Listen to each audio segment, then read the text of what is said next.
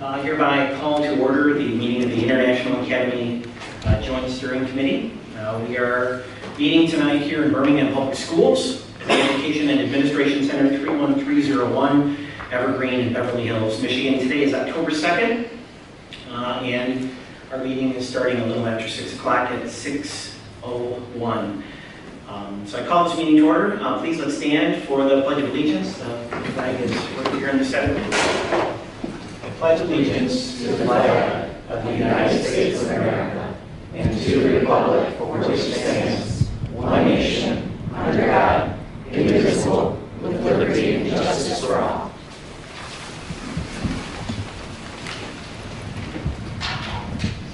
Thank you very much, everybody. At this time, I'd like to my name is Mark Donchak. I currently serve as superintendent here in Birmingham Public Schools. Thank you, Joint Steering Committee members, for coming here tonight, and welcome to those in those in our community at the International Academy for being here this evening. We'll start with attendance. Avondale. Here. Berkeley. Here. Birmingham. Here. Bloomfield Hills. Here. Clawson. Here. Huron Valley Schools. Here. Lake Orion. Here. Rochester. Here. Royal Oak. Here. South Lyon. On her way. She's on her way. It's bad traffic too. Troy. Here. Waterford. Here, Carly Stone representing Scotlandburg. And West Bloomfield. Here. Okay. All right, all but one, so we have 12 of 13 here. So thank you, everybody. The agenda for tonight consists of the following items, and for those in the public that are attending this evening, the agenda is on the table there to your right as you walk into the room. So we're going to first move to approve minutes from the last Joint Steering Committee meeting from July 31st, 2019. We're then going to turn it over to International Academy Principal Lynn Gibson for a report. And then on the agenda, we will consider revised consortium agreement update with respect to the potential to have a revised joint steering committee, public comment, and adjournment. So at this time, I know all joint steering committee members were provided prior to the meeting copies of the minutes from the July 31st meeting. Is there a motion to approve, or do we have any discussion beforehand, any potential changes? Point of order. Motion second, then discussion, or discussion? If there is a concern about the minutes, you can voice those in advance. I'd like to voice. Yeah, and then you could move to include the changes that are in your motion. So go ahead, Paul. Thank you. So I would like to draw your attention to item number 4 in the minutes, titled Resolution Concerning Subcommittees, Recommendation and Related Matters. The contents of that section does not actually represent the motion that I made that evening. I was actually asking for the JSC to approve the proposed resolution that was located on the last page of the packet. So I would move that the minutes reflect the actual proposed resolution. So I would ask that we consider the following language. Paul Salah motioned approval of the proposed resolution as presented in the July 31st, 2019 Joint Steering Committee meeting packet. So the motion on the floor is to accept the minutes with that change with respect to the motion from Paul Salah. Is there a second? Support. Okay, so support from Lake Orion. Any discussion? All those in favor signify by saying aye. Aye. Any opposed? Okay, the minutes are accepted. Motion carries. Thank you. Thanks for that correction, Paul. Before we get into the principal's report, right now, with the opening of the Joint Steering Committee to the public, we don't have any rules in the consortium agreement that govern how it is that we're going to facilitate public comment at the meeting. I was kind of thinking, since the meeting is being hosted here in Birmingham, it would be appropriate to consider the methods in which we engage in public comment here. Typically, our public comment in Birmingham takes place at the beginning of the agenda, prior to any reports or resolutions. And also, with that, we have some time restrictions I'd like to talk about. But the first thing I'd like to propose, the chair proposes that we move public comment from number 5 on the agenda to take place right now before the principal's report. So, chair entertains a motion to amend the agenda to move public comment from number 5 to the 3rd position. So moved. Okay, it's moved by Troy. Is there a second? I'll second. Okay, second. Thank you very much. Any discussion on that? All those in favor signify by saying aye. Aye. Any opposed? Okay, motion carries. So we'll move public comment up then to number 3. Okay, yeah, if there are public comment cards as you're coming in, if you could complete those and then bring them up here to me, and I'll make sure we get them. Yeah. Yes, yeah, it's okay.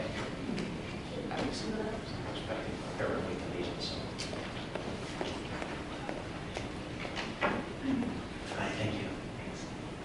Thanks.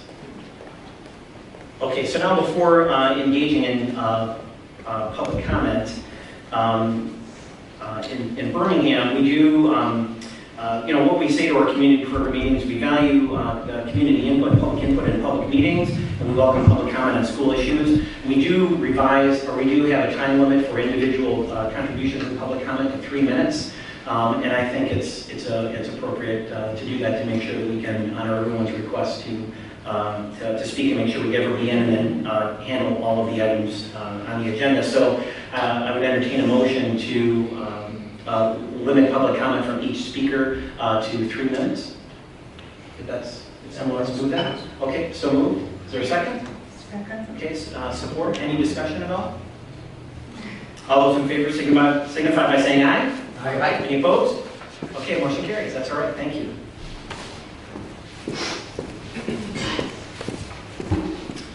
Okay, so we'll start with public comment before the principal's report. Our first request to comment, Mr. Brad Davies.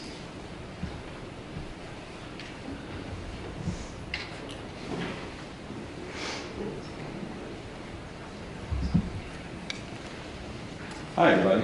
Over the. Okay, you go over to the podium. You've got a microphone there. Hi, everybody. My name is Brad Davies. I'm a Berkeley resident. I'm a teacher at the International Academy. I have a Troy contract. And I just wanted to say thank you for having us here this evening. Thank you for having us in and for all you guys making it. I am just really excited and proud of the IA. We have a 25-year tradition of multiple school districts working together, pooling their resources so that we can offer a variety of curricula for each of the districts that you guys represent. Because of the IA and because of the other programs that you guys have in each of your districts, you are offering to meet the needs of families in a variety of different ways. And if you stop me and they go, where do you work? You're a teacher at the IA. Let me tell you about the IA and let me tell you why it's cool. And it wouldn't happen if it weren't for the districts working together. So I just want to let you know I appreciate that, and I'm proud to be a part of this extended community. And that's all. Thank you. Thank you very much.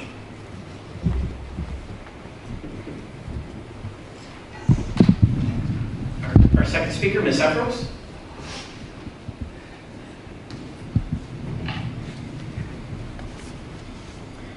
Good evening. My name is Lisa Efros, and I'm a member of the Bloomfield Hills School Board of Education and the IA Task Force. Tonight, I'm speaking solely as a task force member. I'm unclear about what you're being asked to review and consider from the JSC Revised Consortium Update per item 4 on your agenda. That's not the only thing I'm unclear about. I have no idea who makes this agenda, makes any of the JSC meeting agendas, or why until tonight public comment was left off. Even if an oversight, this makes public participation even more challenging to those of us juggling responsibilities. In other words, all of us. Regardless, I'm here trying to make sense of the alternatives with which you've been presented. I can't. Admittedly new to board service, I try as I might, I cannot remove the hat. I can't remove my attorney hat to view only the alternatives objectively. They don't make any sense to me. They don't make sense to me as an attorney, a task force member, a board member, a private citizen, or a mother of 4, and here's why. They're predicated on a document that supported closing meetings of an IA governing body for over 10 years. That original contract violates state law, therefore it's null and void. Assuming the original JSC agreement is valid in whole or in part, the current self-appointed fiscal agent committee violates the terms of the JSC agreement, as well as the newly adopted resolution made on at the June JSC meeting to keep all meetings of the JSC OMA compliant. Assuming further that the FA committee is a valid committee in whole and in part, or in part, the JSC agreement refers to one singular fiscal agent. At the time it was drafted in 2006, there was only one, and that was Bloomfield. Bloomfield refused to participate in the fiscal agent committee meeting because it believed doing so would violate the Open Meetings Act. Therefore, you held a fiscal agent meeting with no fiscal agents. 4, assuming even further that somehow the fiscal agent meeting was somehow valid in whole or in part, you did not have unanimous participation of all fiscal agent districts.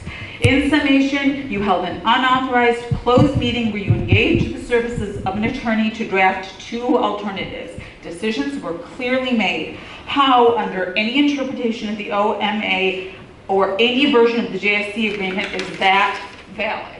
Regarding the context of the 2 alternatives, and I'll skip the 3 because which the task force called options, not alternatives, because they're erroneously summarized in the version you've received. These two alternatives are troubling. They propose a structure that not only perpetuates but exacerbates all the problems that led to the Attorney General complaint that was made just a few months ago. All control is vested in the superintendents of the 3 fiscal agent districts, who have been delegated total control of the IA, something even the MASB attorneys say violates the Michigan Revised School Code Act. Non-delegable duties such as budget approval and the hiring of superintendent, which is analogous to the principal in this consortium, have to remain within elected school board. And by the way, approval of a budget means budget for all 3 campuses. How many of you annually share that with your elected boards? If there's a board vote to follow, please conclude your comments. I'll conclude them. If there's a vote to follow, I urge every one of you to abstain. Was the hiring of the person who drafted the agreement voted upon in an open meeting? Was the presentation of 2 options, the Board of Governance alternative methods, presented at a full meeting? If you can't answer yes to both of these questions, then you're violating the Open Meeting Act, and you cannot vote tonight on one of the alternatives. Thank you very much. Also, I urge you, please, to consider the principle of the IA before you vote on any mechanism here. It baffles me that you wouldn't bring her to the table before even considering some kind of a consortium agreement. She's been running the JSC for 10 years. How does her opinion not matter? Thank you, Ms. Efros. Next speaker, Amelia Ascari.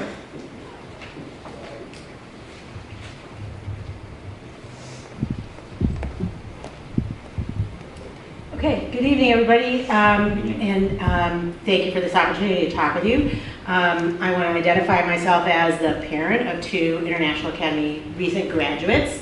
I am also a resident of this Birmingham district, and I am also one of the community members that is named in the complaint that is filed with the Attorney General's office here in Michigan, seeking an investigation into some of the issues and concerns surrounding the International Academy.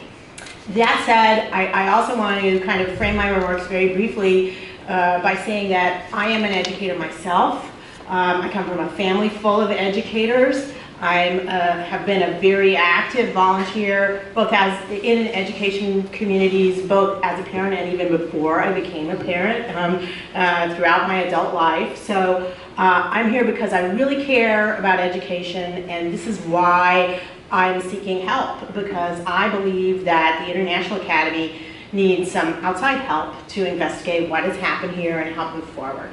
And I want to speak about the options for future governance of the International Academy.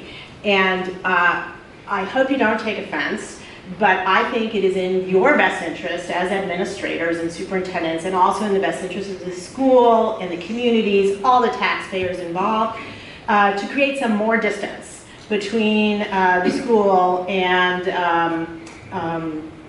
the administrators that have been, who have been appointed to run it over these years. Now, I know there are lots of explanations, but the fact is that you couldn't get quorums, you couldn't provide, you didn't provide sufficient oversight, a lot of problems occurred. So I think we need a new approach. And I think that at the heart of the issue here has been public accountability and lack of public accountability, lack of transparency. And I was part of a group that in 2014 tried to start just sitting in on these meetings, wanted to just attend and hear what you had to say, and we were blocked over a period of over 4 years. And it was only at the moment that the Michigan State University First Amendment Law Clinic threatened to file an open meeting act lawsuit that finally these meetings were opened. So 30 seconds. We come from a place of frustration here, and we think that the publicly elected school board members should be now in charge of a governing board. And we appreciate the idea that you might continue as an advisory board, which you have defined yourself to be in the past in conversations that are recorded in the minutes.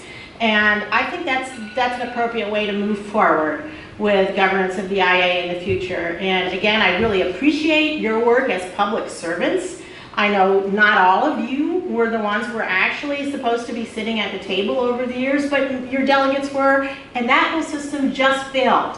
I think we have so much evidence that there was just not enough attention paid. So please, let's try something different.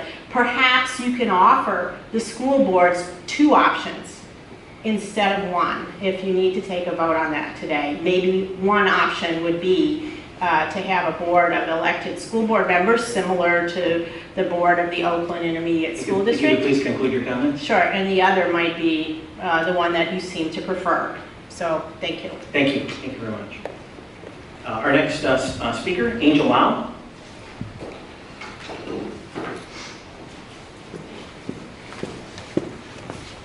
Hi, my name's Angel, and my daughter is fortunate enough to be in her 2nd year at the Oakland campus. She loves it. I can't tell you enough how happy she is. She is surrounded by her cohort that is lifting her up. One of the first things she said about the IA, her first year, was, "Mom, you just don't believe how invested the teachers are. They just care so much." She's excited to learn and go to school every day. I know that she's loved and nurtured and cared for while she's there. She has been to New York on enrichment. She's going to Costa Rica on enrichment. She's in Model UN after school club. She's in Helping Hands, and she is happier than I've ever seen her before. I want to thank all of you for being here tonight, for showing up on a rainy day to put all of our kids a priority. Thank you for that. The other thing I'd like to say is I just told you all about how great my daughter's doing. And I'd really like to take just a second to talk about all the other kids that aren't my children. I really love this model because it's a lottery system. It doesn't matter where you live, how much money your parents have or don't have, who you pray to, or what color you are. You all have an opportunity to attend a school that's one of the best in the nation. That's a real game changer, and it can really change the trajectory of the students that attend there. You guys are all smart people. School board members are smart people. It sounds like, you guys have a lot of big decisions to make, whether you do it alone or separately. You guys need to figure that out. I hope and pray that you are able to come up with a plan that keeps this school, the students and the families in the community happy and continue to flourish whatever that model may be. I hope and pray egos are involved. I hope and pray that as a collaborative group and community, we're able to put those aside and really focus on what is in the best interest of the students. And in my opinion, figure out a better plan, whoever it is and whatever it is. So again, thank you very much for making our kids a priority, coming here tonight and listening. Thank you. Thank you. Yeah, Michelle?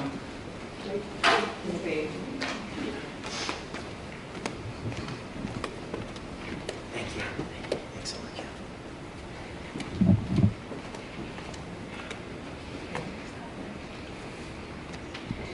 Stephanie Kreider? Yes. Okay, please go ahead. Thank you.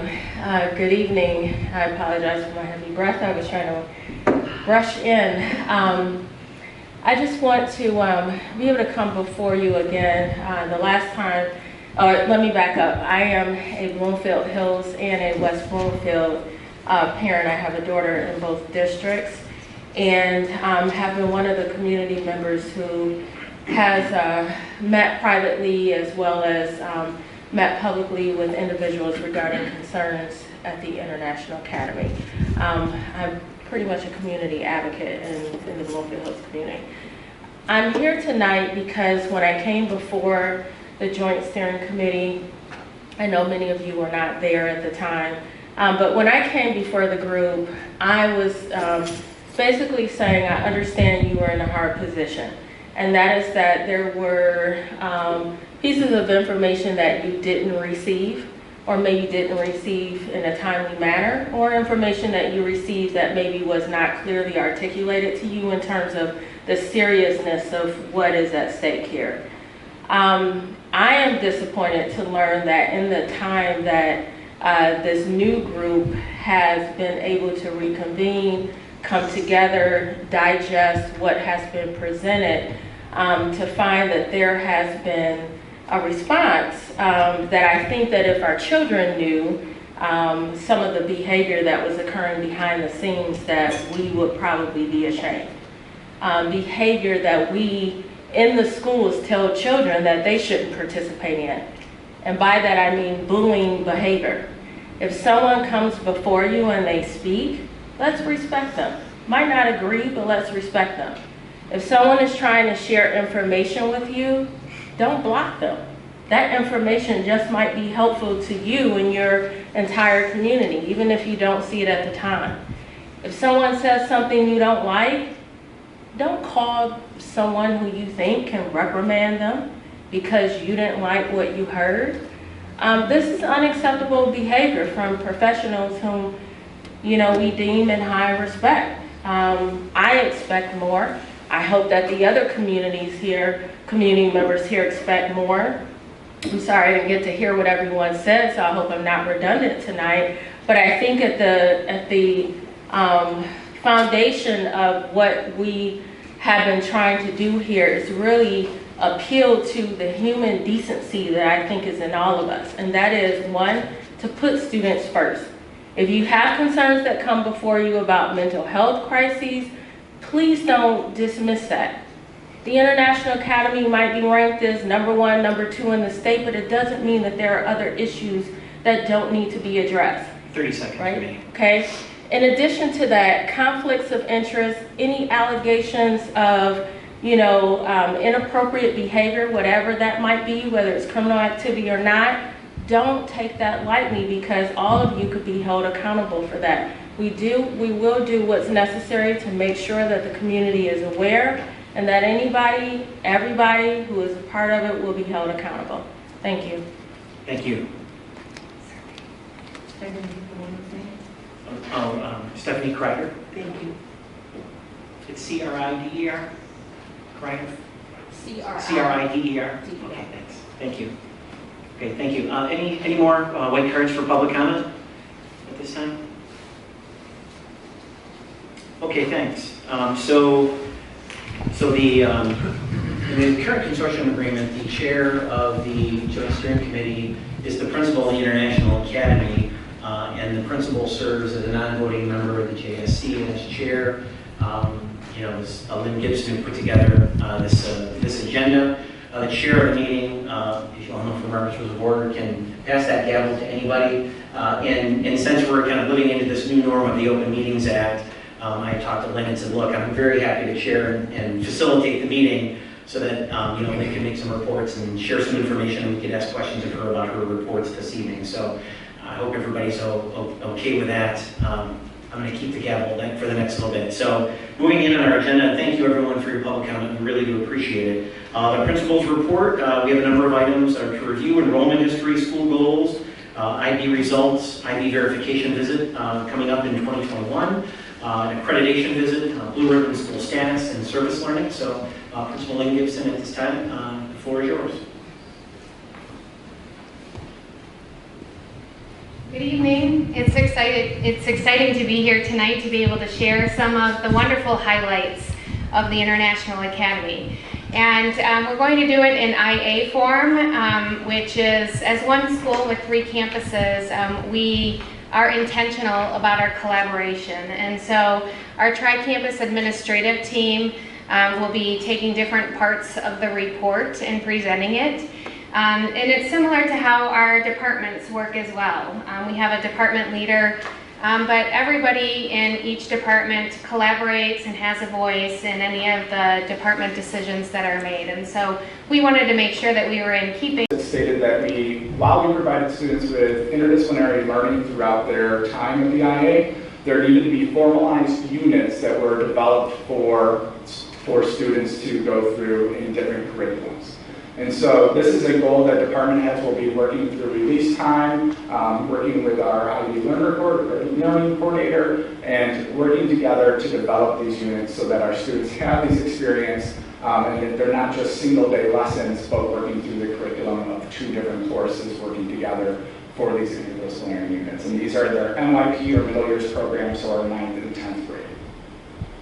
Under cultural goals, we are continuing to build our capacity as a community that cultivates a global culture, encouraging acceptance and inclusion. Foster and support a culture of service learning is our second goal underneath that header. Again, looking for the global culture is something that we very much appreciate and do. But we want to continue to look at ways that we can address equity, inclusion, and work with ways that we can help provide that education for our student and for our teachers to provide that education. And so we have been working with Jay Marks out of Oakland Schools, Dr. Marks. He came to our first PD of the year, our whole staff PD, to work on culturally responsive teaching, including equity and inclusion, topics of equity and inclusion. We will continue to work with him throughout the year with whole staff PD and help develop some of our whole staff professional developments. Additionally, we have teachers that are individual teachers that will be going to the Anti-Racism Institute, the Culturally Responsive Teaching, and other offerings that Dr. Marks has through Oakland Schools. And so we have approximately, I think, 16 teachers doing some of those individual lessons or those individual groups.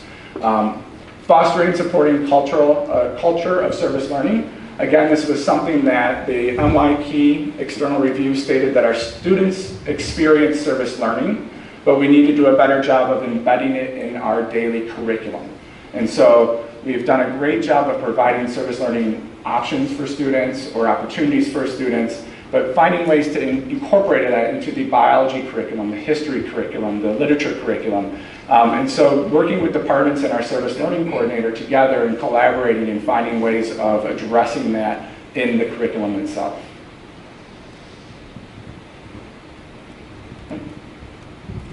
Assessment goal. We are defining and aligning assessment philosophy and policy within departments and as a school. This is a goal that we've been developing for the last few years, and again, along with the work that is being done with the FAME team to look at formative assessments and how formative assessments can help guide that philosophy, but also looking at our summative assessments and what are we valuing in those summative assessments. Are we valuing those same skills that we're asking of students throughout the class, or are we looking simply as a content knowledge, and what is our overall school philosophy of that? So we are working with department heads and breaking out into different areas of mixed disciplinary groups to have those conversations on our full professional development days that talk about our educational philosophy, assessment, philosophy, policy. I did want to provide opportunity if there are any questions regarding the goals. Just to remind everybody, when was the visit that you were talking about that informed the selection and development of these goals? So our next visit, which will be addressed later, is in 2020, 2021 for the NYP visit. The previous visit was 3 years earlier than today. So it was 5 calendar years from that date, from when our next visit will be. It's an every 5-year. It's an every 5-year review. Okay, thanks. I have a question. Yeah, please, Paul. In terms of the curriculum, Ryan, can you just talk through how the standards are aligned between IB and the state standards? So last year, that was one of our goals. As departments, we asked departments to look at the state standards and then the courses that we were offering. And so departments did break down the different state standards and where we are addressing those standards throughout the courses. Often, many of our courses, because we have the integrated math, for instance, it's over a continuum, which is similar to many districts that offer integrated math. Our sciences, many of those subject areas touch on topics that aren't formally within those subject areas to make sure that we are following through the state standards. So that was a state or a goal of our school last year, and we asked departments to do that. And so this year, moving forward, we feel that we are comfortable and confident with where we are teaching this. Thank you. Anybody else have a question for Ryan? I had a question for Dr. Smith, actually, with enrollment. You mentioned attrition as one of the issues with, declining numbers. Other than those who are moving out of state or wherever, do you do exit interviews to determine why students may be either returning to their home school or so forth? Sure. So we don't have a formal exit interview every time that a student leaves. Oftentimes it has been part of a good process, in conversations either between the student and the student's counselor, the student and the student's teachers, or the families and counselors and administrators or other members of the staff.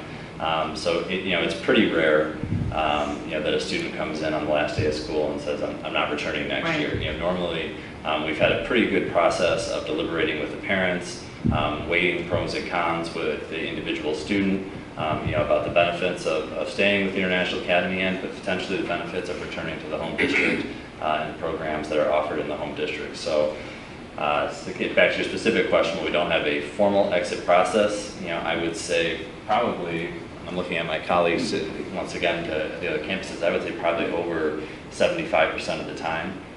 There's been probably at least 2 or 3 conversations with the student and the family just to kind of understand where their needs are and how the IA can potentially fill those needs, but also, in some cases help identify where a student might be better served by another program that's offered through that district. Great, thank you. Yeah.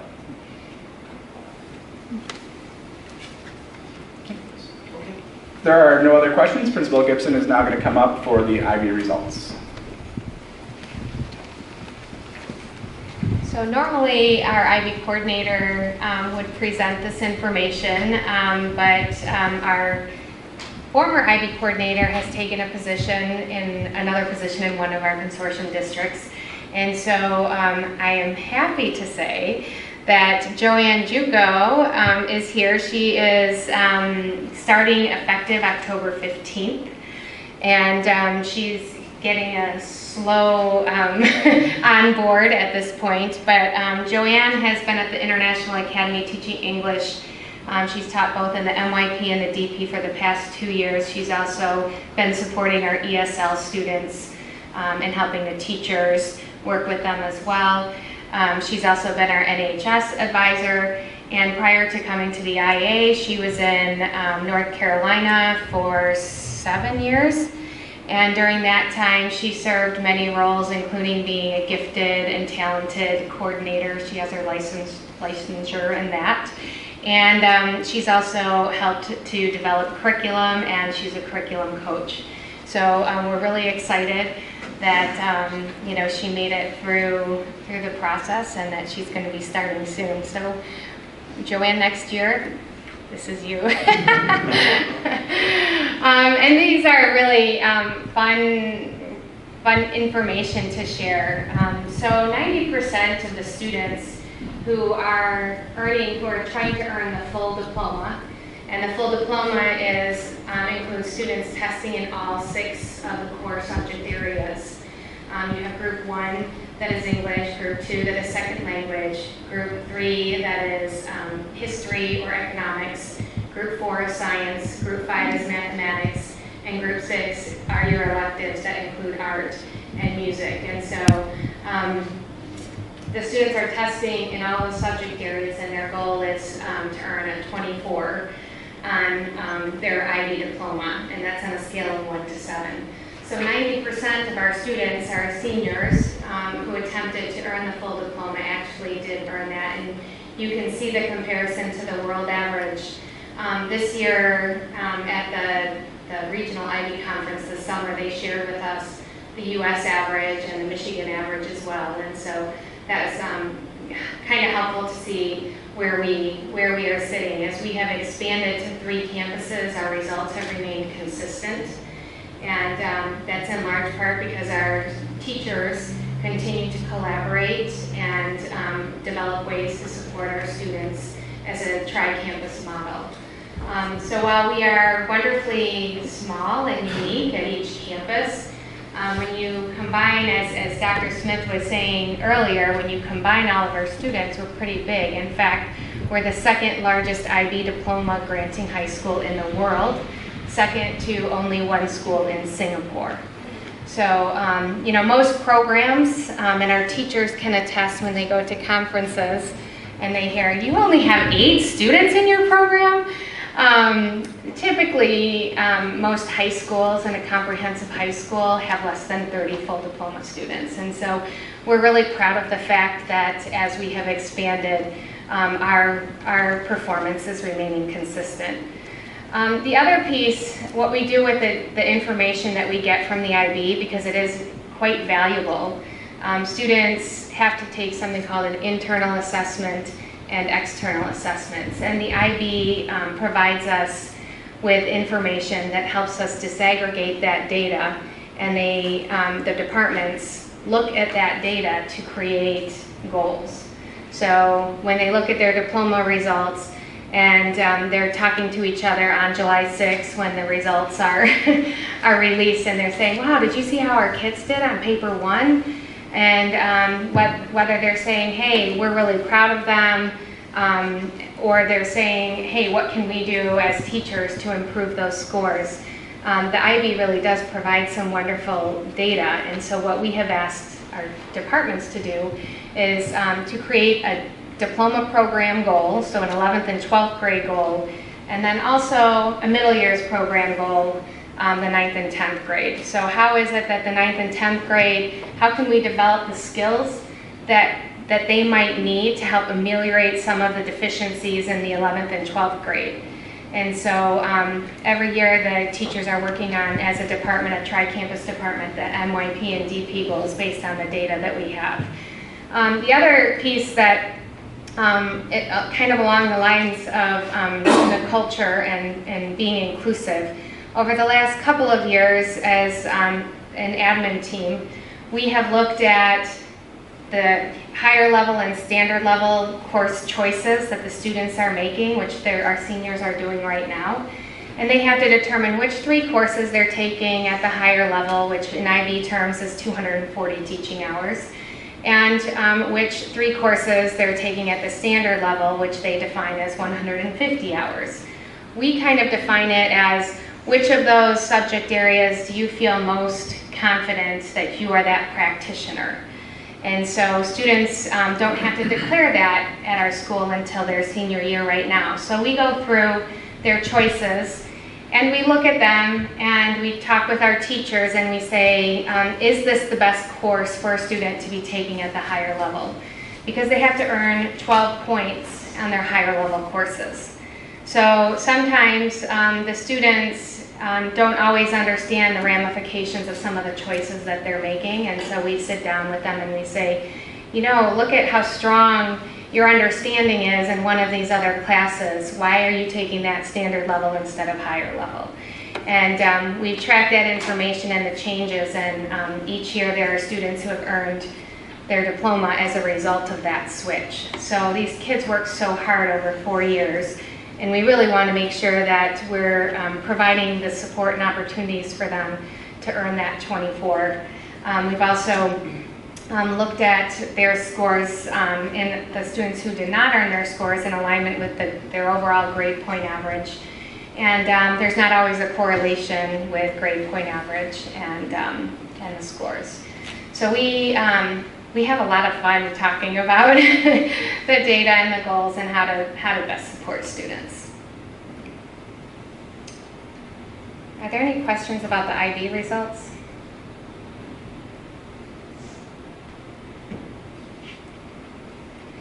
So the verification visit, they changed it from the visitation or reauthorization to verification. So they're verifying that you're doing what you say you're doing. And so last time they came, we were one of the first schools. They kind of piloted our school to have an NYP and a DP visit at the same time.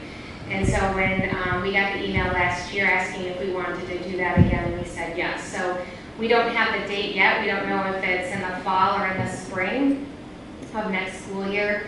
But we're pretty confident that we are doing what we say we're doing. And then that will be combined. I think that's all I have for the IB part. Okay. I'd like to welcome Mr. Brinks. Mr. Brinks is our associate principal at the East Campus. Good evening. I have the opportunity of highlighting a couple more points of pride from the IA from this past year. We had our advanced ed visit this past spring in March across all 3 campuses over 3 days. We had visitors. They interviewed the majority of our teachers, all of our admin, our counselors, a large group of students. Some of you were also a part of it, so I appreciate you being our central office stakeholders as well. And they interviewed parent groups from all 3 campuses as well. So the findings from the report, we wanted to highlight and share a few pieces of information with you. One of the notes that they wrote in the report, the Academy makes an intensive effort to implement a system that supports student learning and continuous improvement. And they focused on our mission and then our goals that Mr. Parrott had shared with you all as part of what we do that supports our students in the classroom on a daily basis. They talked about our strong relationships within our school and outside of our school that foster student learning and achievement. They highlighted the interviews that they had with our students and with our families. They talked about the staff in school buildings adhere to and consistently apply systematic procedures to sustain effective and efficient operations that support teaching and learning. The school goals for each year are focused and based on the mission and vision of the IA and the needs of our students. That's exactly, I think, what we've been talking to tonight and what we're invested in continuing as we move forward into this school year. The staff are engaged in a data-driven and collaborative process to support continuous improvement of student learning. Our staff comes together multiple times throughout the year and department development teams to work on curriculum, to talk about their instructional practices, and to moderate student work that's being done. And so that's a core component of what makes the Tri-Campus IA function as well as it does. Out of more than 30 standards, they identified one that we need some improvement on. The institution integrates digital resources into teaching, learning, and operations to improve professional practice, student performance, and organizational effectiveness. Incorporating more technology continues to be something that we address. As we participated that week in the Tri-Campus Skypes and Google Hangouts, they could see some of the issues that come up in those, and as we met across campuses digitally with the visitors. But in the classroom, we've really prioritized, as my colleagues have said, we've prioritized restorative practices, cultures of thinking, building student relationships in the class is what has been our instructional focus for the past several years. And so we're proud of that. I also want to highlight that we were a National Blue Ribbon School this past year. In the spring of 2018, the Michigan Department of Education invited us to complete the application. Our students scored in the top 15% in math and reading assessments at the IA, and so we qualified after completing that application process. There were 349 schools, public, private, and charter nationwide, that received the blue ribbon last year. We were one of 2 high schools in the state of Michigan that earned the blue ribbon, along with Seaholm. So Ms. Gibson, our former IB coordinator, Ms. Fairman, and Dr. Macheski were able to go and accept that on behalf of the consortium. So thank you for doing that. Both of these endeavors, Advanced Ed and the blue ribbon application, weren't just an admin team endeavor. They took the work of all of our teachers to complete those reports, to put together everything that needed to go in terms of artifacts and resources, and so it's really something that is a shared point of pride in our school. It really highlights who we are. I think it was a good opportunity to reflect on what we do well and what we can continue to improve on. And so we're very proud of these things from last year. Are there any questions that I can answer? Yes. First of all, I apologize for running a little late. I thought leaving at 5 o'clock from South Line would give me here in plenty of time, but I didn't realize rain at 6:96 would be so wonderful.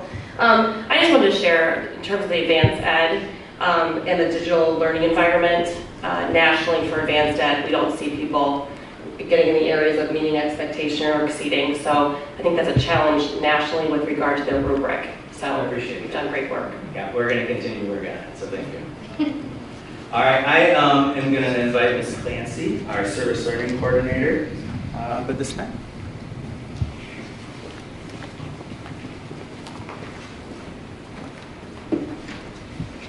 Good evening. My name is Sarah Clancy. I am a proud 10-year member of the International Academy, and I also graduated from the Central Campus years ago. So it is my distinct privilege to be here tonight and to share with you yet another element of the International Academy's program that we celebrate. As Dr. Smith or Mr. Parrott mentioned during our MYP visit, it was brought up that while our students are given opportunities to connect their learning to real life situations and action as a part of their MYP subjects, they ask that we consider looking at how service learning, so that notion of service and action as an authentic response to what they're learning in classrooms, could become more a part of our program. And so thanks to you all and your support of the IA, a position was created that focuses on working with students and teachers to bring about those moments of action in the classroom and also connect them more to the creativity, activity, and service component of the diploma program core. I'm going to talk about 2 different parts of the role that service learning and CAS play as a part of our full MYP DP program. I had the privilege of spending a week in upstate New York this year with the guru of service learning, a woman by the name of Catherine Berger Kay. And she consulted with IB on both the service learning documents and also the CAS documents. And so it really was being in the presence of greatness as far as I was concerned in terms of mentorship. And she says this about service learning. Service learning connects school-based learning with the inherent caring and concern young people have for their world. And what I particularly love about that definition and what I see time and time again when I collaborate with teachers and when I'm having conversations and thinking through issues with students is that this definition of service learning is inherently about students, that they look around and they are making these connections. So it's a matter of giving them space and thinking time in the classroom to make that action possible. Services action, service learning, is a large part of the IB MYP requirements, and each MYP unit, in fact, allows space in their learning engagements to inspire student-initiated action. As we continue to work through our goals of student-centered learning and as a culture of service learning development, we are continuing to think about ways in which classrooms can embrace those sort of activities. I just want to give you a couple of examples of things that are happening on a yearly basis at International Academy in the last several years. So the 9th grade students participate in a Kiva Loans project. So after they complete a unit in World Studies about the continent of Africa, the end of that unit ended with some pretty dire statistics about modern Africa. And instead of leaving students with that sort of helpless feeling that the teachers acknowledged they were experiencing over the last several years of, okay, we learned all this, now what? We created a end of the unit activity in which students raised money and wrote a persuasive speech to their classmates that would support a Kiva loan. So Kiva is a micro-lending organization, and so students in fact funded $25 at a time microloans for people who entrepreneurs, social entrepreneurs all over the continent of Africa. So they presented on a person that they had never met before, but they felt strongly about their desire to raise their status. And we ended up raising a pretty significant amount of money solely based on their persuasive speeches. So that's just one example of the ways in which action happens. You can see that there are lots of other opportunities. From 9th and 10th grade and services action, they move into the DP core, which the diploma program, and part of that is creativity, activity, and service. And so, of course, the biggest continuity of curriculum piece there is the service as action, right? And as students in the classroom are connecting pieces in 9th and 10th grade, then as 11th and 12th graders, we're inviting them, giving them opportunities to complete authentic service experiences. And one of the ways in which we choose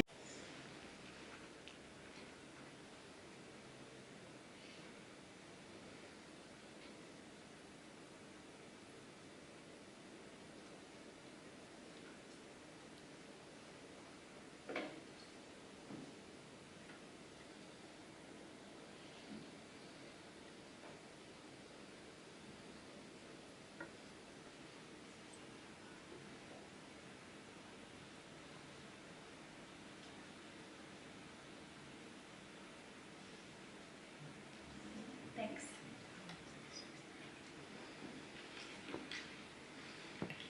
Thanks so much, Sarah. Does anybody have any questions or comments? Just a comment that excellent work. We have an amazing team of staff that is interested in asking the follow-up questions to their content area and finding out how to make further connections. So it's a privilege to work with your staff.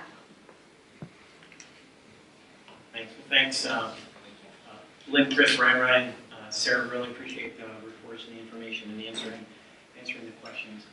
Hey, Lynn, would you mind setting up that next slide deck for the options, please? Thank you so much. Okay, thanks. So that concludes the principal's report. The next item on the agenda is the Joint Steering Committee revised consortium agreement update, review, and consideration of consortium governance resolution. So currently, in the International Academy Consortium Agreement, there's a joint steering committee that's chaired by a non-voting member, which is the principal of the International Academy. And obviously, there are 13 representatives that are forming a board.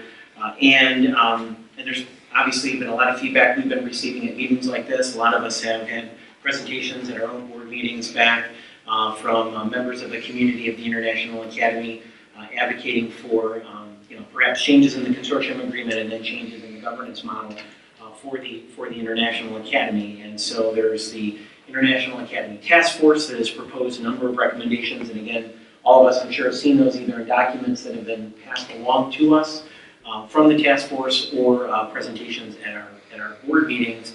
And I know there are a couple of other options that we wanted to make sure everybody had on the table. So the thought in putting this on the agenda from Lynn, since a lot of the input from the community seems to be focused at this time on how governance is provided to the International Academy, and that being something that is important to a lot in our community and certainly to us and those at the International Academy, the thought was that in the effort of updating and modernizing a consortium agreement that right now is basically the International Academy has outlived that old agreement. It doesn't quite fit. And so the thought was to put this on the agenda for this evening, have some discussion and conversation about a potential new governing model or governance option, and that this joint steering committee would vote on that option so that we can move that forward for consideration right away. And then it would be up to us as members of this joint steering committee to go back to our boards of education with a recommendation from this body, have our boards of education entertain that and consider that as a change that would then be folded into a potential new International Academy Consortium agreement to be developed, over time here. I'm sure all of you are familiar with that document. That is going to be a significant process. It's a weighty document, and with 3 different campuses, as we saw earlier, they're operating very differently. That old consortium agreement is based on the original model, with just one fiscal agent and one campus. And so, again, the thought is to have this discussion now, consider this, move something to a vote so that we can give something to all of our boards to consider back, and then we'll continue to work to address the needs of our communities and update the consortium agreement. So thanks, Lynn, for putting that up. I'm going to come grab that clicker.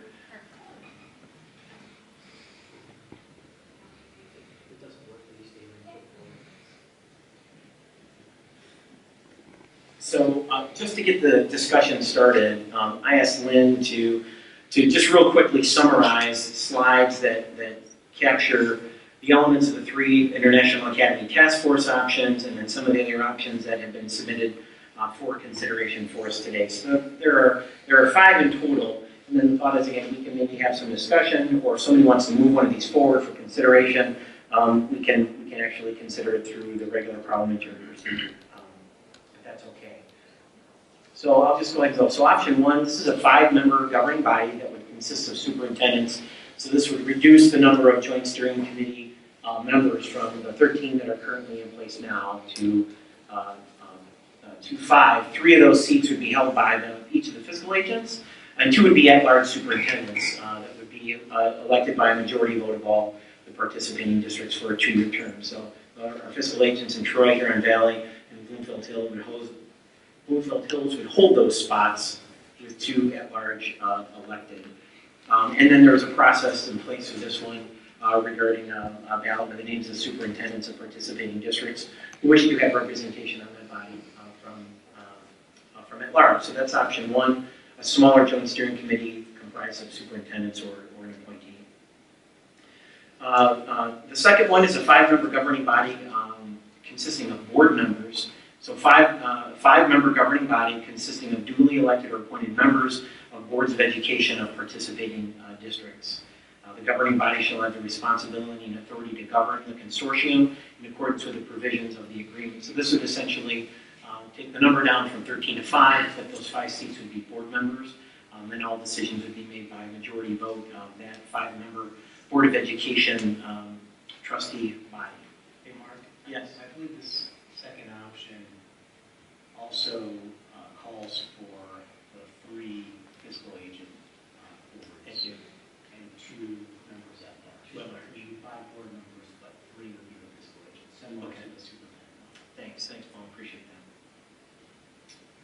Option 3, this was presented by the International Academy Task Force, would establish a 5-member Board of Education to assume governance of the school, and again, comprised of elected board members of the consortium boards of education elected by the majority of the boards of the consortium districts and delegated the responsibility of governing schools. So in contrast, Paul, to what you shared before, this is an elected body, all 5 being elected to that board.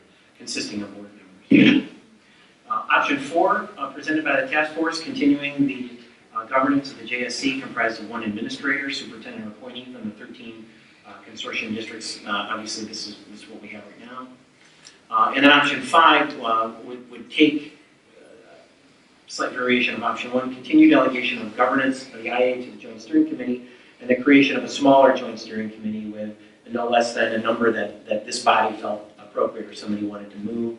Superintendents elected, in this case, by 2/3 of the 13 consortium districts. So there'd be a smaller group, but elected by 2/3 vote of the consortium district. So those are the ones that have been presented to us. We've seen 3 of those frequently in the public, and so in the presentation of those options, I'll kind of turn it over for if we want to have discussion or if somebody wants to move one of those forward for consideration in the discussion.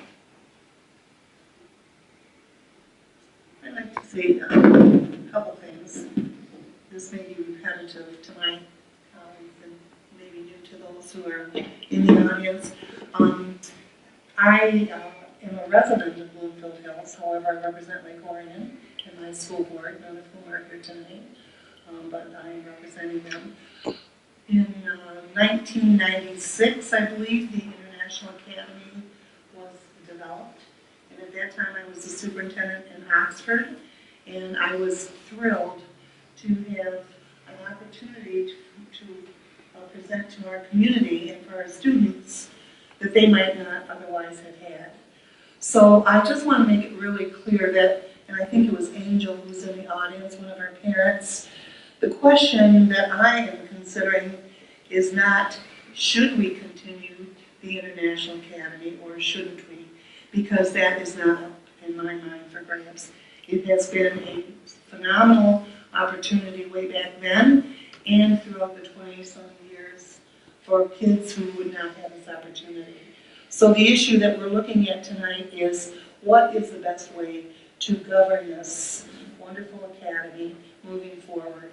And so I think that we've had some people who have had some issues, and I recognize that and I appreciate that, and I'm glad they brought those forward, because if they were not brought forward, we would not have an understanding of what some of the concerns are. And so we always do appreciate those concerns. But they have been carefully looked at by all of us, and we have considered those. And I think that by creating a governance of superintendents, and while we are public servants, so are school board members, and I think it's really important that our expertise as school officials provides the specific and what I consider to be educated guidance for this International Academy to thrive and continue to thrive. So I'm just presenting, I'm not making a motion, but I just want you to know where I'm coming from. I support option 1, where we have the 3 fiscal agents who are the superintendents of those fiscal agents, as well as 2 at-large superintendents to provide the educated governance, because that's what we do. And we do that in our school districts, and we do it very well. So with that, I conclude my remarks. Okay, thank you. I just wanted to clarify for option 5, it's the consortium district superintendents, correct? That would make those recommendations? Yes. Those districts, I just want to, so it's not board, it's superintendent, correct? Now let me clarify that. The delegation of governance and activity JSC, the creation of a smaller JSC, no less than whatever number is decided upon, superintendents elected by, that's elected by the districts, I believe. Yes. Yes, it would be elected by your districts. Superintendents, correct? Yes. Okay, that districts. was my understanding. Yes. Thank you. Yep. Thanks. Any other discussion? Chairman, I'd like to forward a resolution. Okay, thanks. Pass it along. Thanks, please. Pass it along.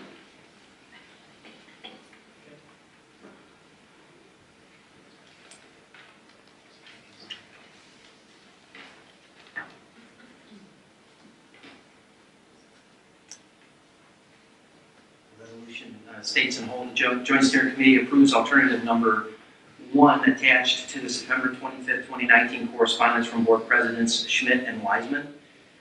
6.2, the Joint Steering Committee requests that each Joint Steering Committee member advise its Board of Education of this resolution, and to advise its Board of Education that it is the JSC's recommendation that the consortium move forward with the alternative number 1 governance option.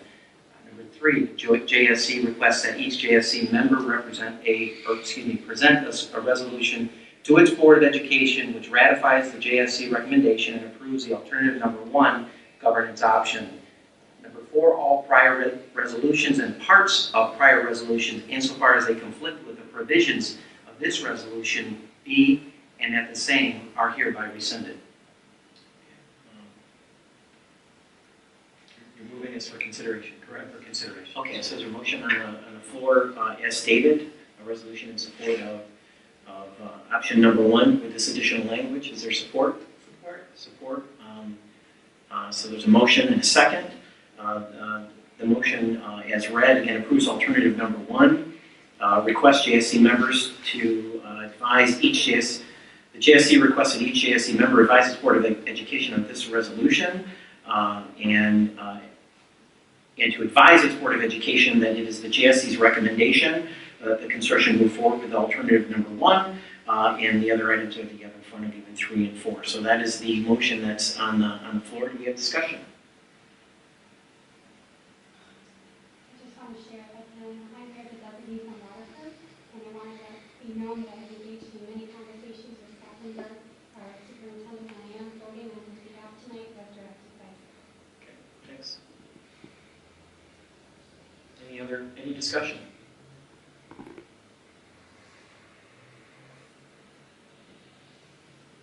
Okay, with that, if discussion ends, then we'll call this to a vote. So all those in favor signify by saying aye.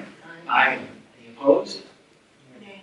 Okay, let me record those votes real quick. I'm going to go through everybody and tell me what your vote is so we can account for them correctly. Yeah, we'll just roll call if that's okay with everybody. Avondale? Berkeley? Birmingham? Yes. Bloomfield Hills? Nay. Clawson? Yes. Huron Valley? Yes. Lake Orion? Yes. Rochester? Yes. Royal Oak? Yes. South Lyon? Yes. Troy? Yes. Waterford? Yes. West Bloomfield? Okay, so that motion passes 11-2. And so then it will be the obligation of the Joint Steering Committee members to follow the language in this resolution and propose for correspondence alternative number 1 as provided from Board President Schmidt and Wiseman for this board. Thank you very much for that. Do you have a timeline that you would like this approved by our school boards? Is there a date you want this?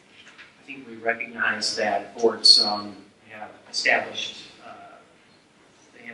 calendars at this point. So I think if we can have information back by the end of November, I think that's appropriate to give boards ample time, give you ample time to talk to your boards and then get those on schedules.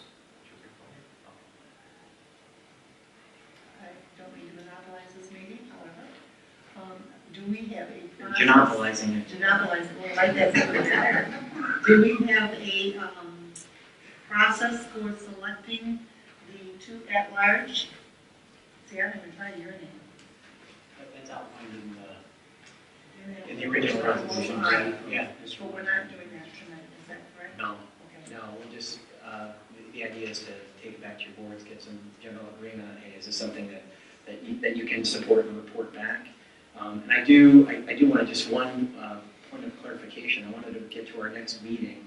I didn't pull that up. So our next our next Joint Steering Committee meeting, which is still this body in full, right? We're still operating under the old agreement. Is going to take place Wednesday, December 18th. That'll be in Huron Valley. And the address on that is 2380 South Milford Road. 2380 South Milford Road in Highland, Michigan. So our next Joint Steering Committee meeting will be at that time. That's what I was going to suggest. It'll be 6 p.m.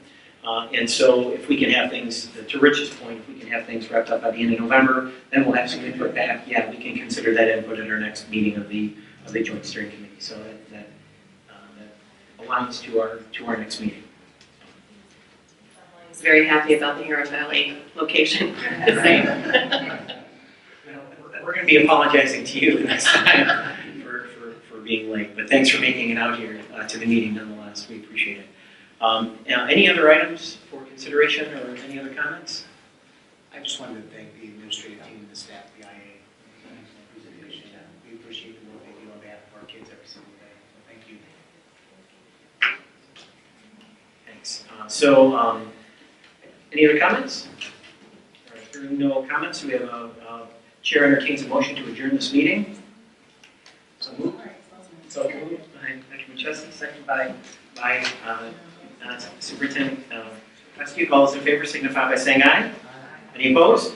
Okay, this meeting is adjourned at 7:26. Thank you.